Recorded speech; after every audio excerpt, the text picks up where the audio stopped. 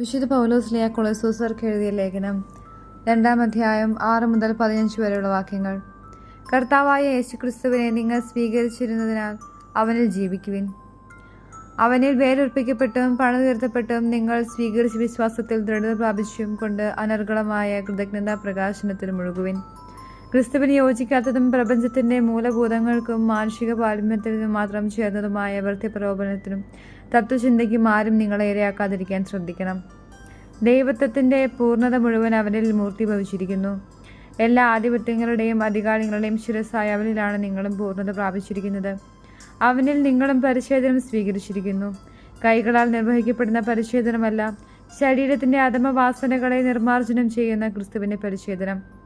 ജ്ഞാനസ്നാനം വഴി നിങ്ങൾ അവനോടൊപ്പം സംസ്കരിക്കപ്പെട്ടു. മരിച്ചവരിൽ നിന്ന് അവനെ ഉയർപ്പിച്ച ദൈവത്തിൻ്റെ പ്രവർത്തനത്തിലുള്ള വിശ്വാസ നിമിത്തം നിങ്ങൾ അവനോട് കൂടെ ഉയർപ്പിക്കപ്പെടുകയും ചെയ്തിരിക്കുന്നു.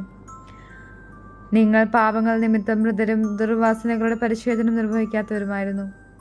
ദൈവം നിങ്ങളെ അവനോട് കൂടി ജീവിപ്പിക്കുകയും നമ്മുടെ എല്ലാ പാപങ്ങളും ക്ഷമിക്കുകയും ചെയ്തു. നമുക്ക് ദോഷകരമായി നിന്ന് ലിഖിത നിയമങ്ങളെ അവൻ മായ്ച്ചു കളയുകയും അവയെ കുരിശിൽ തറച്ച് നിഷ്കാസനം ചെയ്യുകയും ചെയ്തു. ആധിപത്യങ്ങളെയും അധികാരങ്ങളെയും അവൻ നിരായുധമാക്കി.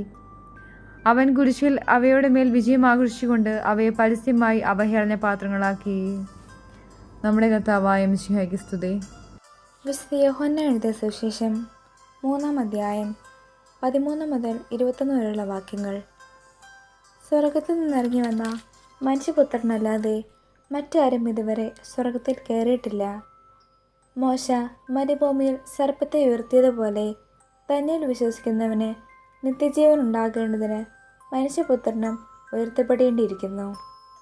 എന്തെന്നാൽ അവനിൽ വിശ്വസിക്കുന്ന ഏവനും നശിച്ചു പോകാതെ നിത്യജീവൻ പ്രാപിക്കുന്നതിന് വേണ്ടി തൻ്റെ ഏകജാതനെ നൽകാൻ തക്കവിധം ദൈവം ലോകത്തെ അത്രമാത്രം സ്നേഹിച്ചു.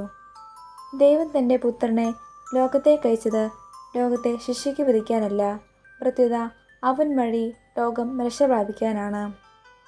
അവനിൽ വിശ്വസിക്കുന്ന ഒരുവനും ശിക്ഷയ്ക്ക് വിധിക്കപ്പെടുന്നില്ല. വിശ്വസിക്കാത്തവനോ ദൈവത്തിൻ്റെ ഏകജാതൻ്റെ നാമത്തിൽ വിശ്വസിക്കായ്ക മൂലം നേരത്തെ തന്നെ ശിക്ഷയ്ക്ക് വിധിക്കപ്പെട്ടിരിക്കുന്നു. ഇതാണ് ശിക്ഷാവിധി.